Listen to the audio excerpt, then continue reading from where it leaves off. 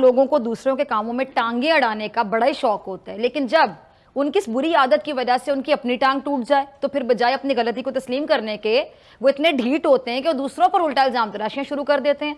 अब ऐसे लोगों को मकार कह लें, यार कह लें, धोखेबाज कह लें, दगाबाज कह लें, जो मर्जी कह लें, उन्हें फर्क ही नहीं पड़ता, क्योंकि उनके अंदर गैरत नाम की कोई चीज नहीं होती, उनका ज़मीर मरा होता है और अपने आप को बड़ा फनकार समझते हैं। मासूमियत का ढोंग रचाते हैं, सादगी का ढोंग रचाकर समझते हैं कि शायद दुनिया में उनका इमेज बहुत अच्छा है, सादा है, मासूम है। लेकिन हकीकत क्या है कि मकार दुश्मन कितना भी चालाक क्यों ना हो, एक दिन अपने वे खोदे हुए गड्ढे में खुद जा गिरता है। अब जब चालाक दुश्मन की बात की जा रही है तो मैं भारत को कैसे भूल सकती हूँ, और वो अपने आप को भुलाने भी नहीं देता, क्योंकि उसके करतूत ही ऐसे हैं और उनके काले करतूतों पर जब उसको आड़े हाथों लिया जाए तो फिर मजलूम बन जाता है। भारत कह लें कि एक सर्टिफाइड दहशतगर्द मुल्क है, दहशतगर्दों से इसका बाकायदा गठजोड़ है, ये दहशतगर्दों को सपोर्ट करता है अललान। दुनिया के मुख्तलिफ शहरों में होने वाली दहशतगर्दी की जो कार्रवाई हैं उसके पीछे किसका हाथ है? इसी भारत का हाथ है। ये मैं नहीं कह रही, ये पूरी दुनिया कह रही है। यूरोपीय यूनियन की जो डिसइंफो लैब वाला सारा मामला है आपके सामने, दुनिया के सामने। अमरीकी जरीदे फॉरेन पॉलिसी की रिपोर्ट में भारत के बारे में जो कहा गया सबको पता है। क्या भारत को नहीं पता? इन्हें खुद पता है अपनी औकात कि क्या गया और क्या हकीकत है, जो कि अब किसी से ढकी छुपी नहीं है। और हकीकत क्या है कि भारत कभी अपने यहाँ, कभी पाकिस्तान में, कभी मकबूजा कश्मीर में बुज़दिलाना कार्रवाइयाँ करता है, यानी इनको सुकून मिलता है लोगों का सुकून बर्बाद करके। जाली सर्जिकल स्ट्राइक्स, जाली पुलवामा हमले जैसे ड्रामे, और कभी जाली यूरोपीय यूनियन के वफ्द को मकबूजा कश्मीर में भेजकर दुनिया की आंखों में बाकायदा धूल झोंकता है। मकसद क्या होता है? किसी भी काम का कोई मकसद होता है ना। इनका मकसद क्या है? दुनिया में पाकिस्तान का इमेज खराब करना, क्योंकि सामने आकर मुकाबला करने की तो इनमें हिम्मत नहीं है।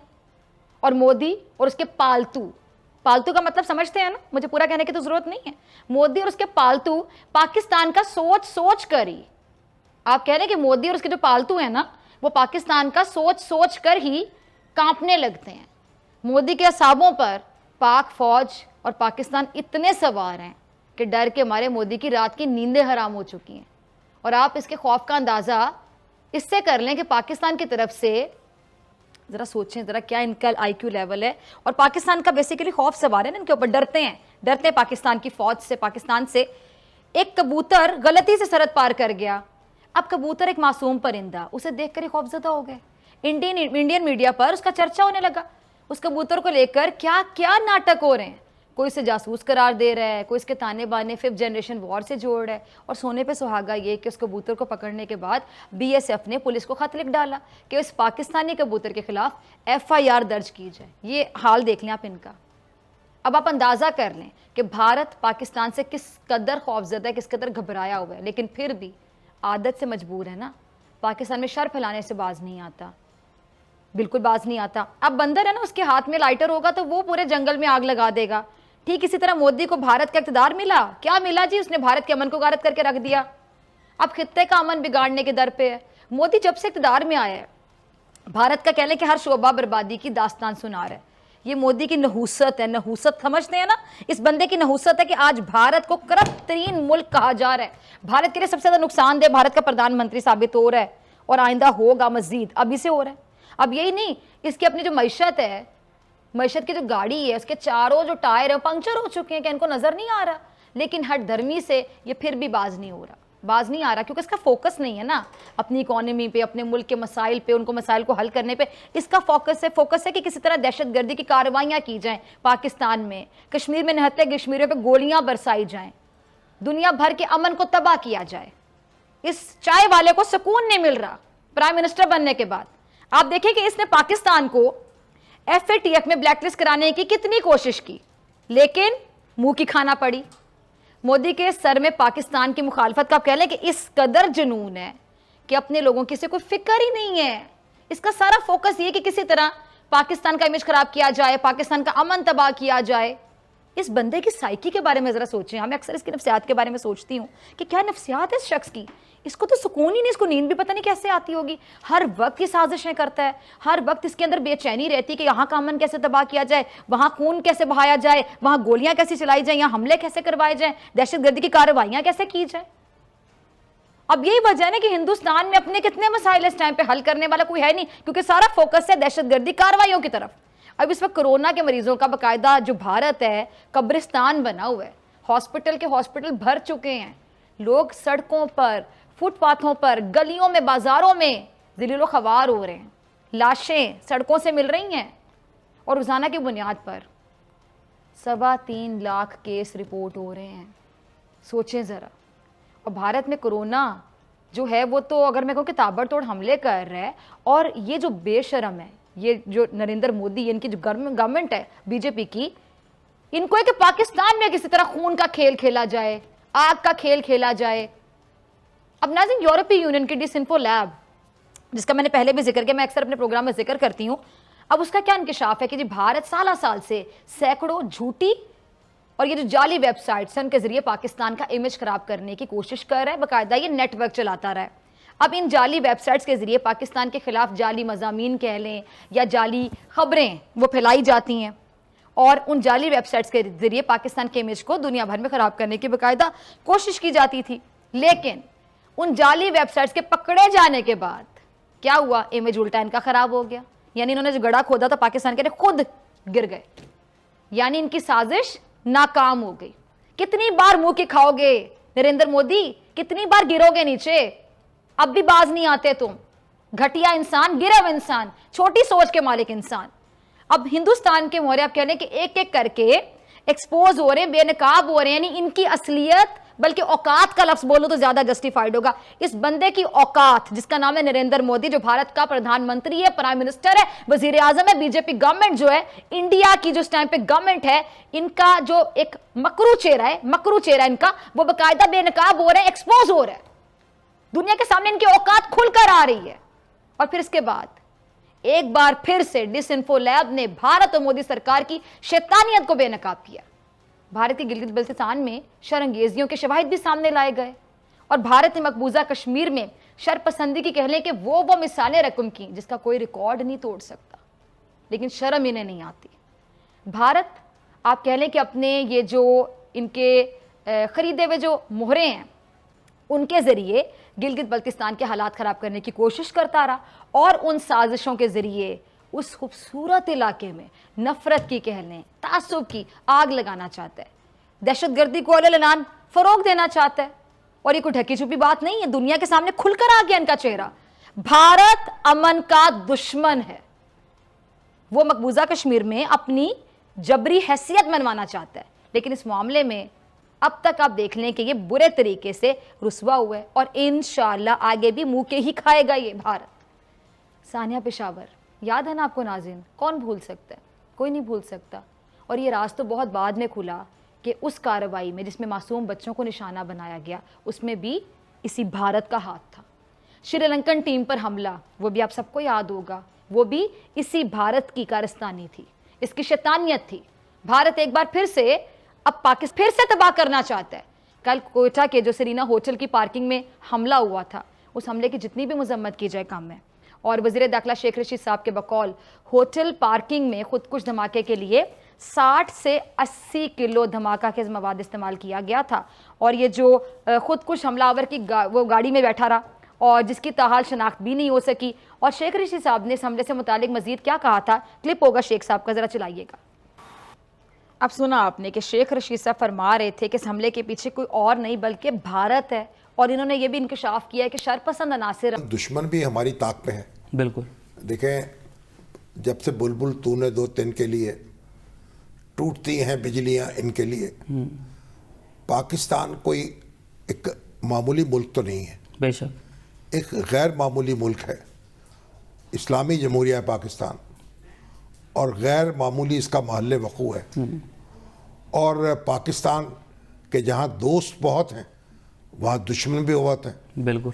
और डिस्टेबलाइज करने की कोशिश भी करते हैं पाकिस्तान को, और उनको ये गवारा नहीं होता कि हम कोई सुकून का सांस लें। अब ये मुबारक महीना है, इबादत में लोग मसरूफ़ हैं, और ये धमाका हुआ और हमारे 5 जो नौजवान हैं वो शहीद हो गए, 11 ज़ख्मी हो गए। और एक बड़ा ये जो जहाँ धमाका हुआ है ये बहुत ही एक महफूज जगह समझी जाती है। एक दिल है कोयटा का, और यहाँ धमाका होना तो इसका जो पैगाम हमें दिया गया है कि भाई जागते रहो, बिल्कुल, और जाते रहना है हमें, जागते हमें रहना है। बिल्कुल। बुजदिली की है ना कार्रवाई। पहले इसने हसास मजहबी मामले पर अपनी गेम करने के लिए पूरा जोर लगाया, आपको याद है, और ये इस इंतजार में था एक्चुअली कि पाकिस्तान में इंतशार को हवा मिलेगी, जलाओ घेराव होगा, खाना जंगी की सूरत हाल पैदा होगी और ये खुशियां मनाएंगे पाकिस्तान का ये हाल देख के। लेकिन अल्लाह का लाख लाख शुक्र अदा करें कि हुकूमत की कोशिशों कह लें और फरीकैन की भी समझदारी से ये भारत की जो ख्वाहिश थी ना पूरी नहीं हो सकी। लेकिन फिर ये बाज ना आया। शैतान कहाँ बाज आता है? शैतान है ना नरेंद्र मोदी, ये कैसे बाज आएगा? एक साजिश में नाकाम होगा, दूसरी सोचेगा, दूसरी में नाकाम होगा, तीसरी सोचेगा, बाज नहीं आएगा, तभी तो उसको शैतान कह रही हूं मैं। जब हुकूमत और मुजाहिरीन में अभी मामला तय हुए, मुश्किल से आप देख लें, जरा सोचें, एक दिन गुजरा और कोयटा सेरीना होटल वाला मामला सामने आ गया। जिस तरह वज़ीर आज़म पाकिस्तान फरमा रहे हैं कि जी हमारी मईशत बेहतरी की तरफ जा रही है और हम अनकरीब FATF की ग्रे लिस्ट से भी निकलने वाले हैं, सी पैक पर काम भी तेजी के साथ हो रहा है। और भारत को आपको पता है सी पैक कितना खटकता है, एक आंख नहीं भाता, और इसने पहले भी सी पैक को तबाह करने के लिए कई कोशिशें की, लेकिन हर बार रुसवा हुआ, जलील हुआ। अब आप टाइमिंग जरा मुलाहिजा करें, टाइमिंग पे जरा गौर करें। अभी चीन की जानिब से सेरीना हमले से एक दिन पहले बयान जारी हुआ जिसमें क्या कहा गया कि सी पैक पर काम तेजी से जारी है। बस फिर क्या था? उस बयान के ठीक एक दिन बाद भारत ने कोयटा में चीनी सफीर को निशाना बनाने की कोशिश कर दी। कोयटा हमले की जिम्मेदारी कलअदम तहरीक तालिबान पाकिस्तान ने कबूल कर ली। अच्छा, ये वही तंजीम है जिसको NDS और रॉ सपोर्ट करती है। भारत कभी भी नहीं चाहता कि पाकिस्तान स्टेबल हो, पाकिस्तान मुस्तहकम हो। सी पैक को खित्ते का गेम चेंजर कहा जाता है और भारत ने अपनी गेम बनाने के लिए कह लें कि सोची समझी मनसूबाबंदी के तहत कलअदम तहरीक तालिबान पाकिस्तान का सेरीना हमले में इस्तेमाल किया। और इरादा एक तीर से दो शिकार करने का था, एक चीनी वफ्द को निशाना बनाना, दूसरा सी पैक मंसूबे को सबूताज करना, जो पाकिस्तान के लिए आप कह लें कि बड़ा सेटबैक हो सकता था। लेकिन अल्लाह का लाख लाख शुक्र कि दुश्मन की ये चाल भी नाकाम हो गई और भारत को सी पैक से ये जो इस कदर हसद है, क्योंकि उसकी वजह से खित्ते में पाकिस्तान की अहमियत यकीनी तौर पे और ज्यादा बढ़ गई ना, तो भारत को पाकिस्तान की कामयाबी कैसे पसंद आएगी? अब आप देखेंगे सी पैक में रूस भी शामिल होना चाहता है और ईरान में हमारे वज़ीर ख़ारजा शाह महमूद कुरैशी साहब मौजूद हैं।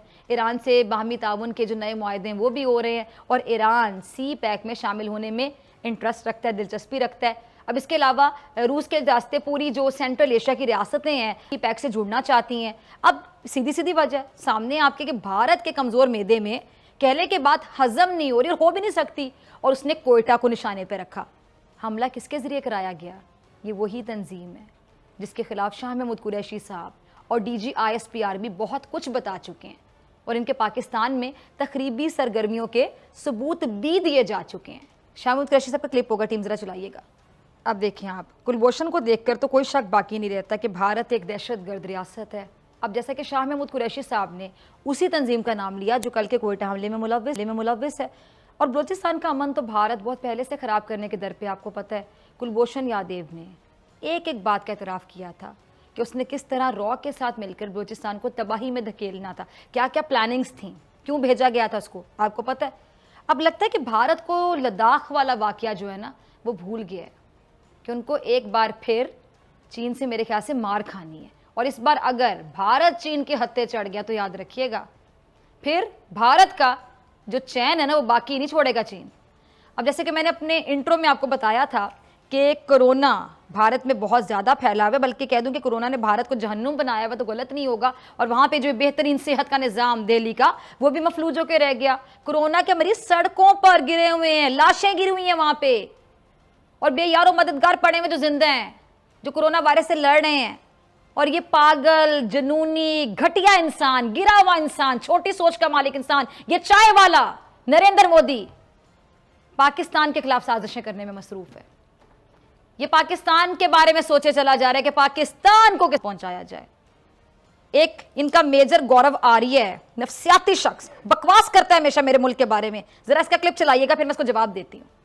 देखा आपने नफ्सियाती शख्स, ये नफ्सियाती शख्स, ये जो शख्स बकवास कर रहा था, इसके तो मैं बाद में आती हूँ। जरा ये चलाइएगा प्रोड्यूसर साहब, ये ट्वीट है जो शख्स ने किया, स्क्रीन पे जरा ट्वीट चलाइएगा, आप देखिएगा। ये इसका कल का ट्वीट है, ये देख सकते हैं आप, कल इसने ये ट्वीट किया है, यानी सेरीना में जो हमला हुआ है ना उससे कुछ घंटे पहले इस आदमी ने कोयटा का हवाला देते हुए लिखा है कि अगर कोयटा में दहशतगर्दी होती है, जरा गौर कीजिएगा, अगर कोयटा में दहशतगर्दी होती तो पाकिस्तान इसको इतना संजीदगी से नहीं लेता जितना लाहौर को संजीदा लेता है। और उसके ठीक कुछ देर बाद, ये पहले की ट्वीट है, उसके ठीक कुछ देर बाद कोयटा में आपने देखा कि क्या हो गया, हुरेजी हो गई। क्या ये इत्तेफाक है? क्या आप इसको इत्तेफाक समझते हैं नाजरीन? बिल्कुल इत्तेफाक नहीं है। इसको कहते हैं सोची समझी साजिश। अब आप देखें कि मोदी का ये पालतू है ना, जिसके 4-5 पालतू जो बहुत ज्यादा ही पालतू है ना, ज्यादा तलवे चाटते हैं, उनमें ये पालतू भी आता है। ये पाकिस्तान में सुबाइयत परस्ती की आग को हवा दे रहा है, अललान दे रहा है, लेकिन ये कभी भी अपने मकसद में कामयाब नहीं होगा, क्योंकि पाकिस्तान के तमाम सूबे एक हैं, सबका दिल पाकिस्तान के लिए धड़कता है, कोई किसी से जुदा नहीं है, किसी से अलग नहीं है, और कोई इन्हें एक दूसरे से अलग नहीं कर सकता।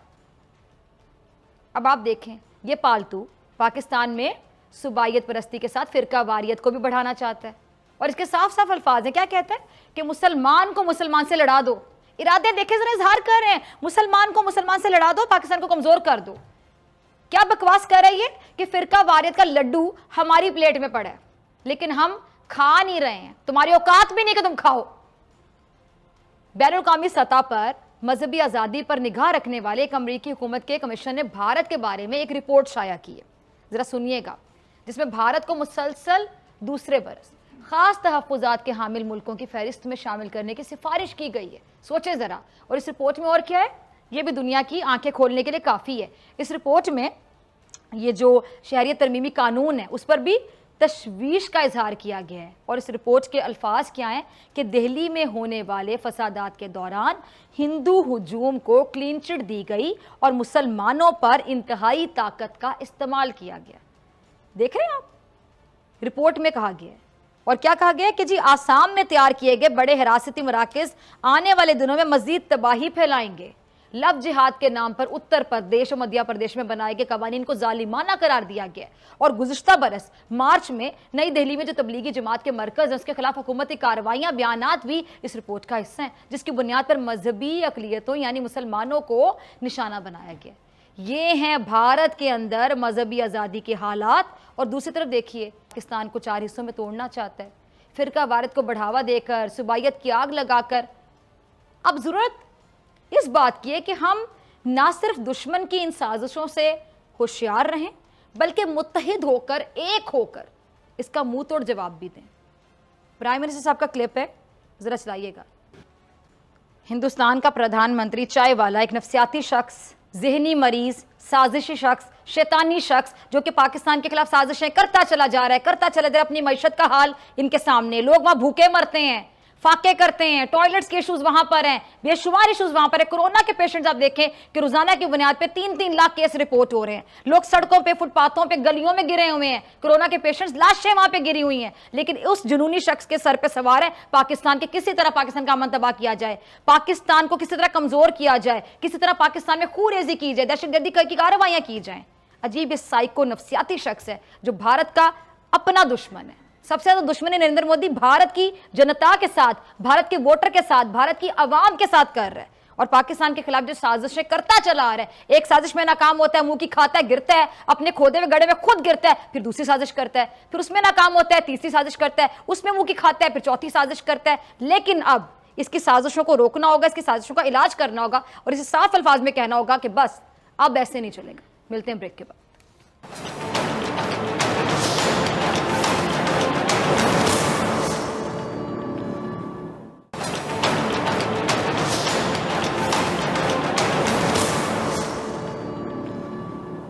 जी वेलकम बैक नाज़रीन। गुज़िश्ता रात कोयटा के सेरीना होटल की पार्किंग में धमाका हुआ था, जिसे खुदकुश करार दिया जा रहा है। और धमाके में 60 से 80 किलोग्राम धमाका के मवाद भी इस्तेमाल हुआ और इसमें खुदकुश हमलावर के अलावा 5 अफराद जाँ बहक हुए। हमलावर की कोई शनाख्त नहीं हुई है। अच्छा, वज़ीर दाखिला शेख रशीद साहब क्या कहते हैं कि पाकिस्तान की मईशत टेक ऑफ कर रही है, गवादर मुल्क की तरक्की का दरवाज़ा है, दुश्मन को पाकिस्तान की तरक्की बर्दाश्त नहीं हो रही और इसीलिए ऐसी कार्रवाइयाँ की जा रही हैं। और इन्होंने एक और बात की शेख साहब ने कि जी जो फोर्सेस हैं उनको अलर्ट कर दिया गया है। और नाज़रीन, पाकिस्तान को अंदर से गैर मुस्तहकम करने की जो गैर मुल्की कोशिशें हैं वो इस टाइम पे कह लें कि अरूज पर हैं। बड़े शहरों में मौजूद दुश्मन अमन को ख़राब कर रहे हैं। पाकिस्तान के खिलाफ पड़ोसी मुल्क में साजिशें भी की जा रही हैं। और ज़राए क्या बताते हैं कि जी गुज़िश्ता 10 रोज़ के अंदर 3 लाख सोशल मीडिया अकाउंट सामने आए हैं जो भारत से ऑपरेट हो रहे हैं। अब एक तरफ पाकिस्तान भारत मुज़ाकरात की बातें हो रही हैं और दूसरी तरफ भारत पाकिस्तान नापाक और घटिया साजिशें करने में लगा हुआ है। क्या ऐसे में दोनों ममालिक के दरमियान ये जो अमन है, ये मुज़ाकरात हैं, क्या ये कायम हो सकते हैं?